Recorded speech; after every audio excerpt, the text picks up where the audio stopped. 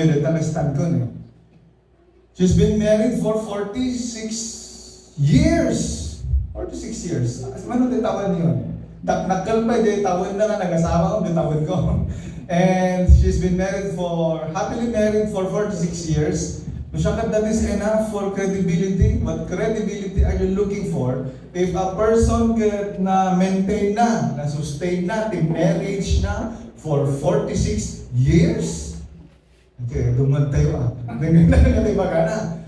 But then, she will be turning 65 this February 27. Sino po mga February lang ta? February. Mabuhay mga February. February din si Zamira. She will be turning 65 this February 27. And I really thank the Lord for giving me a mother. Hindi mama ko yung siya. Walang katahan niya aksidente, kaso natin umay. It's really a blessing nga dati mamang nga umay no daganak. Panagkarugit, wow, pastoy ko mga talaga nga. No, ganak di bakit mo, no ganak ka tapos dati naganak mo, nga mang andi ngayon ka, mang tagibing. You are so blessed. Iso nga, Teya, iuray mo pa ni... Dapat ni mga... Ay, miss kita ka pa niya. They've been in the ministry for taon naman lang, nag-asawa. 46 years in the ministry. She's a midwife by profession. She's a teacher by profession. But she's also a pastora by calling. And a mother and a wife. They've been in the ministry for a long time. Mamatiyak na ato digiti mabaling na nga iburay kada tayo tatangal daw.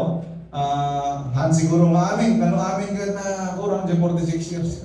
Ato unang experience diya for us to learn. Nga magyaman lang kini ako Diyos. It is an honor to have a mother like her. Kaya magragsakan na, mabindisyon na iso na tinanan ko. Kaya iso na iti mo na nga nagsurusuro ka na kami. Kaya tatangal daw, dunggan tayo mat. Iso na mo na nga ng sermon ka na kami. Binggan ko na, sermon lang na kami. Kaya tatangal daw, kaya dunggan tayo mat. Kaya sermon ni Pastora Miriam Jean Batay.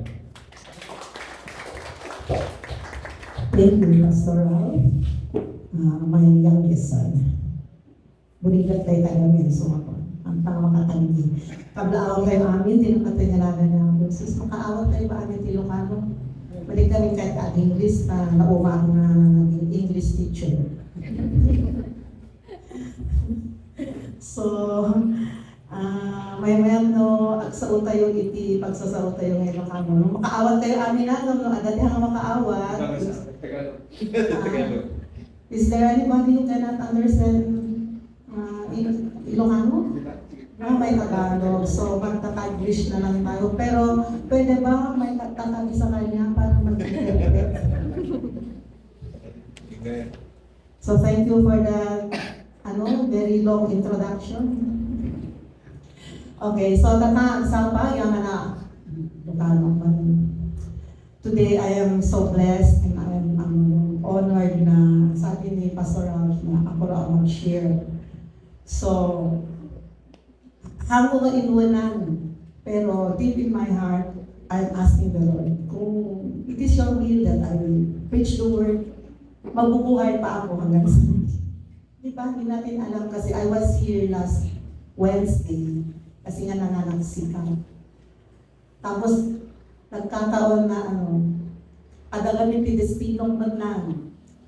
May Despino ako sa Bulwan sa resort camp. Pero ang bilis ni pastor na asawa ko na dati niya, nasabi, ako na lang ang pupunta.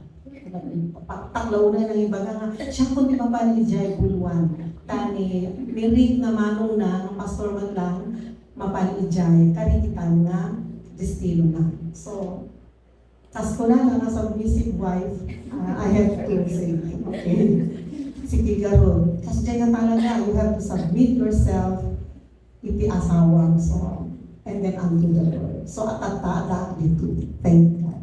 Sana nga agbayan ta, baka lumaumang kayo ti rupa, baka pagawidan dak na dagos. So, let's go straight to our text today. May I request everybody to rise. Kahit basaan tayo yung verse tayo, ang masarakan kay Acts chapter 9, verse 15. Acts chapter 9, verse 15. Kunanan. Mayat na ito'y quiet adat ko'y amin, adat ko'y tinadat to. So let us all read. Natayo amin. 1, 2, 3. The Lord said to me, Go,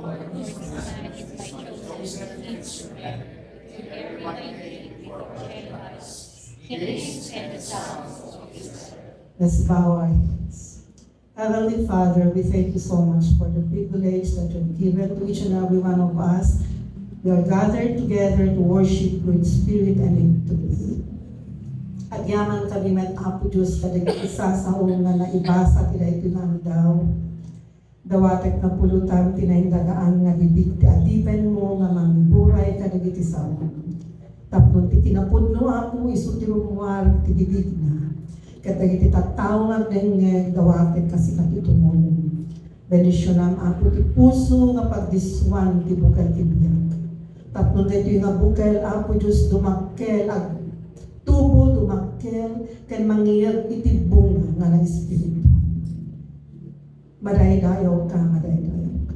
Palubusan ti panakabalin ti Espiritu Santo na isutag tignay tinagtitingaan mo. Tapno ti kasta Apo saan ka di nga kinababai that yung adipan mo ti makita lang. No di ka ti panakabalin mo Apo Diyos isutag manifestar ti dahito yung nabundaw. Dawatek amin na gito'y ginagalihan po, Jesus. Amen. Let's see. I want to give a little background of this story. This is a story about Saul. You know the story of Saul? Siya yung, before he was converted, his name is Saul. Isu na nga iti, apan mangirororoman kadagiti, anak niya Apo Diyos, ijay Israel nga iti na nabautisaran dagiti anak ni Apo Joseph dagiti disipulos ket na-empower da isu nga napanda nag-preach ti sao ni Apo Dios. They went out and preached the gospel, but this Saul timot aramidan na because he is isu na ket religyoso. He is a religious person. Katwa, he is a Pharisee. Mapanmat dimawat iti surat iti higher ups na tatlon mapan agtiliw kadagiti Kristiyano. Tatlon ay pakulong na isuda tahan na nga kayat kasi agop oppose isu na talaga ti makunkuna nga Kristiyano. Baka madanaw ko na defend Kristiyano tapwa at ati agtiliw. So ni Paul, napan agtiliw kadagiti Kristiyano. But on the way, going to Damascus, na mapanguma, ijay nga na-encounter na ni Apo Jesus. Maray tayo. And so, on the way to Damascus, Paul was struck by a light and then kunanti sa unya Apo Diyos, Paul, Saul, apay nga iroroman na. Kunani Saul, Apo, apay sino kaaya nga iroroman ko. Kunana, I am Jesus whom you are persecuting. Naglawagan niya. And then, when he stood up, wala na siyang vision, wala na siyang makita. So, yung companions niya, siya ang nagdala sa kanya doon sa pupuntahan nila sa Damascus. And 3 days and 3 nights po, Saul, hindi siya nag-take ng food. Nag-fasting, kasi tinarami yung ikalman. Nag-fasting ng 3 days, hangan nangan. Katilikuan, at dapat ti may nga lalaki, there was a man who was praying in the person of Ananias. Ananias, kunana. Kanya po Diyos nagtibag kini Ananias, kunana, mapangka, kunana, so dahito mapangka. Mapan mo, kitaan na nga tao, he is a chosen vessel. King James Version kami, he is a chosen vessel. Kasi, Ananias na, Lord, saan ko nga kaya? Kami na damag ko nga, agpagpatay, at dililiw kat mabuto nga. I am afraid. But the Lord said, go, for he is a chosen vessel, kunana, For he is a chosen vessel unto me to bear my name before the Gentiles. O, antay makaligtas si Jai, Gentiles tayo. We are the Gentile nations. Amen! Anong sabat mawawatan pag magkakaibigan niya? Not only to the Gentiles, but to the kings and the children of Israel. So, hantay nga nailigtas si Jai, hantay nga nakaligtas si Jai. Agyaman tayo, uray no hentil tayo, we are the Gentile people. Ngayon at daytoy nga napili nga vaso or vessel, tapos di kasta inwara, gawag natin sa uni Apo Diyos. So, kalpasan na dayta na tinakasama, napani Ananias for short, and then in hands na ni Saulo, and nakakita isuna. And after that, hindi nakakita ni Saulo, dagos na nga imayin ko na ti Holy Spirit, ket bimilag, madaydayo ti Apo, ngamin ket na bautisaran ti Espiritu Santo. Iso dahil tati kung muna tatay di kakasal tayo, that's what our sister says, that we need the Holy Spirit to empower us so that we will be bold in sharing the gospel. Amen. And kagabi last Friday night lang nalaman ko na your theme for this year is I am not ashamed of the gospel of Christ. Sa anak nga mabain, iti ebanghelyo ni Apo Jesus nga mangibaga kadagiti sagsabali. Okay. So today, I would like to talk to you about a chosen vessel or the chosen vessel. Ibagang takaamay mo. You are a chosen vessel. Sige, nobody will not talk today. Remember, I am a teacher, and a teacher does not want that his students or her students are lazy in cooperating in the class. Again, tell it to your neighbor or sa katabi mo, you are a chosen vessel. Okay. Next. Sabihin mo rin sa katawan, sa sarili mo, I am a chosen vessel. I am a chosen vessel. Parang meron akong nakita na hindi nagsalita sa sarili mo. Again, let us say to ourselves, I am a chosen vessel. I am a chosen vessel. Then, everybody, we are a chosen vessel. Tama ba yung grammar ko? We are a vessel. We are chosen. Yes. So, lahat tayo. Nobody is exempted. Whether you are rich, whether you are poor, whether you are a professional or a non-professional, whether you are a housewife or kahit sino ka. Masapol nga ma-establish ipanpanunod tayo nga napili tayo nga maysa nga instrument, vessel, or vaso. Kung na dito'y kwa Ilocano ngamin, vaso. Okay. Now that we knew that we are already chosen. Basta kalang tayo man ng tanagano kasano niya. John 15 verse 16. John 15 verse 16. Natin ko na i-try.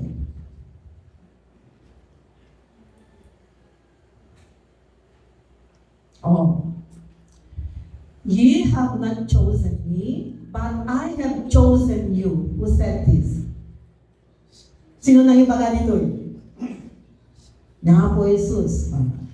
You have not chosen me, Madaya Apo Jesus, but I have chosen you. Madaya ti Apo. Ni Apo Jesus, tinangpili kada tayo. Madaya ti Apo. And ordained you that you should go. There's the word go. That you should go and bring forth fruit. And that fruit and your fruit should remain. That whatsoever ye shall ask of the Father in my name, He may give it you. So nalawagin niya. Saan tayo nga pinili ni Apo Diyos? Hindi natin pinili ang Panginoong Jesus. Pero siya ang pumili sa atin. Tama ba yung Tagalog ko? Hindi kasi ako Filipino major, English. Okay, so, let us convince ourselves na hindi natin pinili ang Diyos, pero siya pinili na tayo. Pinili na tayo. Sabi ko na, I am a chosen vessel because I am chosen by the Lord Himself. Praise God. Oh, okay na, establish na yung mga hearts natin. But this is the question. This is a very big question. Question. Are we a vessel or are you a vessel of honor or a vessel of dishonor?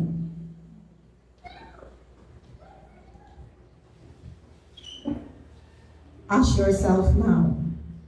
Are you or am I a vessel of honor or am I a vessel of dishonor? Let's read 2 Timothy chapter 2 verse 20. Nabasa yung letter ng antay. Siguro. Awat akong kunin. Kasi dapat nagbabasa kayo ng Bible para alam nyo kung totoo ba yung sinasabi ko. Okay. It says there, but in a great house, there are not only vessels of gold and of silver, but also of wood and of earth. And some to honor and some to dishonor. Tama yung sinabi ko. Are we a vessel of honor or dishonor? In a house, sabi niya, in a great house, there are not only vessels of gold and of silver. We are talking about the earthly vessels, yung mga gold, silver, na mga cup, ano-ano dyan. But also of wood and of earth. And some to honor and to some to dishonor. So ask yourself now, are you a vessel of honor or a vessel of dishonor? Harigat gaya niya. Kasi nga bukod niya. Kabaka malamdaman, madiwa kaya tirumara nga pal mga sapat. Ay anak gaya nga maikarin. I am still, kung kunayon to dyan, no. Okay. So let's go straight. Ababala ang kakabsa. Let's continue to verse 21 of 2 Timothy. Okay. Listen carefully. If a man therefore purge himself from this. Okay. What does it mean when we say, if a man therefore purge himself from this? Kasi atatatay dyan kung natin, a vessel of honor or a vessel of dishonor. Anya nga ro daytoy nga kaya nga sabon. If a man therefore purge himself from this, meaning to say, madalusan ko maisuna kadagiti panbanag nga narugit. Amen. Madalusan ko mati may nga tao, madalusan tayo amin. Tapnon ti kasta, no nadalos tayo, kunana, no maikat no kasi no basa ano pa ti preceding verses na dyan, kunana dyan. But you, Timothy, kunana ijay, adaywang iti na inlubungan, lastly desires, kunana, so dahito ti kunana. If a man therefore purge himself from these worldly things, kunana kuma, dagiti dagas nga arami, dagiti hanga na pintas na panpanunod, dagiti rikrik na nga na siya at kada tumapay, basta puro negative, maikat kumaamin, dagiti panpanunod kan puso tayo, kunana.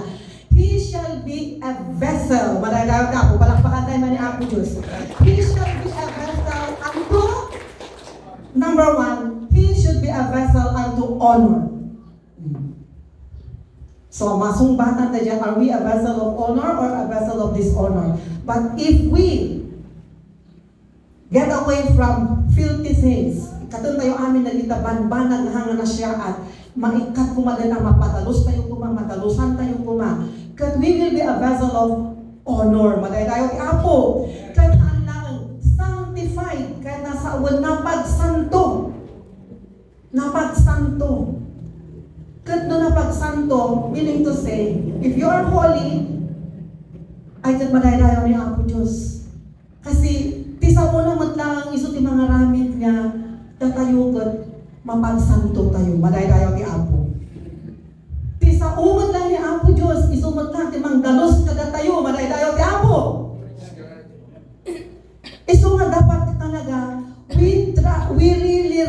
words of God every day so that through His words, madalusan tayo. Maikat na gidaan nyaman nga nga nasaya at iti unag ti puso tayo. Tapno ti kasta maikari tayo nga ang balin nga maysa nga instrumento wenno maysa nga vessel. Nga pagdaluyan iti bendition. Sanctified, and then eto na. And meet for the master's use. Nasa number 3 na tayo ha. Number 3 na yan. And meet for the master's use. Are we ready to be used of the master? Ay, awan. Pastor, mabutbutang damat dahil ti karnero masumumba. Apay na mabutang dama. Kaslada nga pumapumyapot amin. Nga kaslang handa pa nga prepared, nga rumuar. Nga pan mangibagati sa uni Apo Diyos na nagitihaan nga namati. Kat adangiwat tayo. Laksit awan tingiwat mo. Lahat naman tayo ay may mga bibig, may mga bunganga na pwede tayong magsalita para sa ebanghelyo ng ating Panginoon. Pero nung marites kami na kung at alaking tayo mo namin na marites, di ba? Hello? Awan? Anak namin na nairwang di kongregasyon na sumungsumba. Alam nyo kasi sa yung background ko is yung hindi ko alam talagang Pentecostal. Talagang masample nga at dati sumumbat ni Amen. At dati sumumbat ni Praise the Lord. Praise the Lord. Sige man karon. Amen. Kuna nyo man. Praise the Lord. Hallelujah. Palakpakan na ako Diyos. Kang kayo makasapungkong niya kung kasada kayo nakakita, itikos, itisanguanan nyo.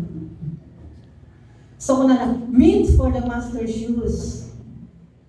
We are a vessel to meet for the master's use. Yeah. Datayong hindi matatan. We are in the hands of the master. And are we willing to be used of Him? Amen. Hallelujah. Are we willing to go? Wala tayong bagay. Yung tayo nga, I am a chosen vessel. So if you are a chosen vessel, then you must be ready. Anyaman di mapasama, kurumuan kayo. Anyaman di mapasama, ito di share ito sa ni Apo Diyos. You must be ready because you are a chosen vessel. Blessed be the name of the Lord.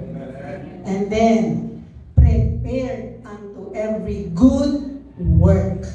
That's the last. Prepared unto every good work. Amuyo ba nga di arami jugad is a good work? It's good in the sight of God or not? Ti agi share the gospel? Is it good or not? Dito nga, this wrong. Is it good to share the gospel of the Lord or hindi? Good.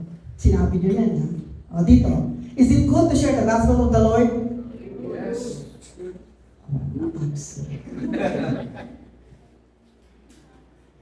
Masapol nga mabautisaran kayong sapay ng Espiritu Santo. I can feel it. Kasapulan nyo ti panakawali ng Espiritu Santo. Takasida ito iti mga ramid tapno ti kasta mahangkayot nga mabutbutang nga mapan mangibagati sa una Diyos. I would like to share before I will close. Kasi pas dito share ko kung dito iti panan. Dito iti nagpasan. I have exposed the Word of God. Amo yung iti first year high school at iti Nueva Ecija. Kasi nag-transfer kami from Mindanao to Nueva Ecija.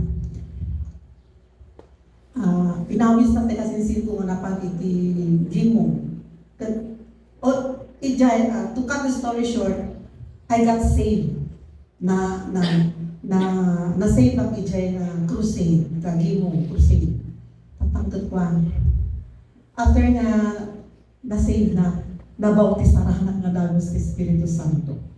On the spot, kasi nagagamit ti demon possessed ijay na in-cast out na ti devil na. But before, in tututunan tumat ko na siya, kampon ko, kung siya kada dyan ko, siya kampon ko din, buto na ngay. Timarayak, lumabas ako, tumakbo ako sa labas kasi tinuro ako na ako raw ay may kampon din daw ako ng Satanas. Siyempre, Catholic ako noon eh. Kaya ang ginawa ko, tumakbo ako. Ngayon, ang ginawa ng worker nila, hinahabol ako sa labas. Sabi niya, sister, huwag kang tumakbo, halika dito. Sabi nga nun, halika dito. So, in-usher niya ako. And then, right on the spot, sabi niya, you have to ask the Lord for forgiveness. Sabi ko, wala naman akong alam na prayer kung hindi Hail Mary, full of grace. Sabi ko, at saka our Father. Hindi. And then she led me to the sinner's prayer. Yun. So, I accepted the Lord on the spot without knowing anything. Basta in-accept ko, I was only first year high school. 12 years old. 12 ba yun? First year? Oh. And then, after I had received the Lord Jesus Christ and somebody laid her hand on me, I was filled with the Holy Spirit, and then I started to speak in tongues. I started to shout. I started to praise the Lord, but I am speaking in other tongues. Right after that, what happened to me? Because, yung na-amaze sila, bakit anong ginagawa ko? Kasi iba na yung lumalabas sa bungangan ko. I am speaking in other tongues, not my own tongue. Hindi Ilocano, hindi Tagalog, hindi English, but another tongue. Hindi ko alam. And then, sabi nila, parang Chinese. So they called for that neighbor na Chinese mismo. And then sabi, pakinggan mo nga kung anong sinasabi nito, sabi. And then the old man said, wala siya ibang sinasabi kundi praise the Lord. Hallelujah! But in Chinese. So I was filled with the Holy Spirit. And the following day when I went to school, you know what happened? I started to open my mouth and started to share the gospel of the Word of God. I started to my classmates. Ay sus, kayat ko ini amin na classmate ko, ipan ko di simbaan, tapno maisalakan naman. Madahin tayo ti Apo. That is the power of the Holy Spirit. When the Holy Spirit is within you, madahin tayo ti Apo. Tapno ti kasta, maarami daytoy kasabang kita na you are a chosen vessel, I am a chosen vessel, and we are all chosen vessels of the Lord. The question today, are we willing to become a vessel of the Lord? Are we willing to become a vessel of the Lord? Those who are willing to become a vessel of the Lord, I ask you to rise. Tumakder tayo aming tapos.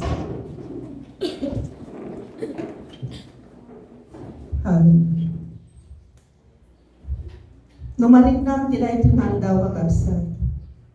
Ngayon, marik-nam tinensahe ti Apo. He is calling you. He wants to use each and every one of us. Kaya na usarenda tayo amin ni Apo Diyos. Nunday ito, masapo. Nati vessel tayo, wano ka tayo mismo. Kat nadalos tayo ikisamuanan. Because God cannot choose a vessel who is unworthy. But thank God, through Jesus Christ our Lord, who died on the cross, He had forgiven us, and He had chosen us to be His very own vessel. Today, let us sing this song. Lord, I offer you. And for those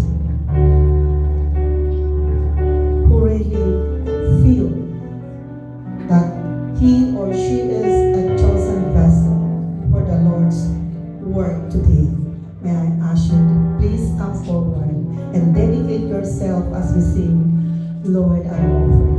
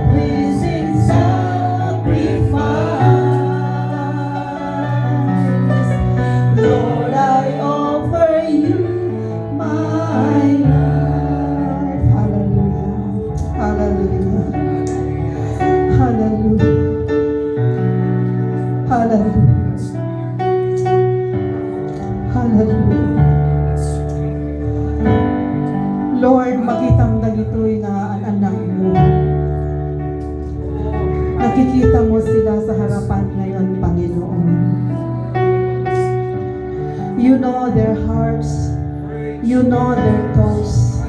And you know them, Lord, from the beginning. Oh, I pray, dear God, today that they will really open their hearts and they will really give their lives unto you, Lord, as a living sacrifice, and use them, dear Father, for your glory and honor. Hallelujah, hallelujah. The harvest is plenteous, but the laborers are few. Lord, thank you for choosing them. Thank you, Lord, for choosing these people of yours as an instrument or as a vessel of honor unto thy glory. Ready for the master's use. Hallelujah. Anoint their lips as they go out. Anoint their lives in the name of Jesus. Strengthen their faith in the name of Jesus, that they will be bold, dear Father, in sharing the good news of our Lord. Blessed be your holy name. Thank you, dear Lord. Thank you, Lord, for this moment. I pray that you bless them. Hallelujah. Instill in their hearts, dear Father, the passion for the lost. In Jesus' name. Use them, Lord, in the name of Jesus. Use them, dear Father, God. Tulungan mo sila, Panginoon. Gamitin mo sila. Gamitin mo sila, Panginoon. Kahit sa anong pamamaraan, dear God. Gamitin mo sila. That they will share the good news in the name of Jesus. In the name of Jesus. Hallelujah. That they will not be satisfied, Lord. They will just be sitting around without telling the good news to people. Hallelujah. To the souls that are lost. In the name of Jesus. In the name of Jesus. We thank you, dear God. We thank you, dear God. Hallelujah. Blessed be your holy name. Blessed be your holy name. Thank you, Lord, for your goodness. Thank you, Lord.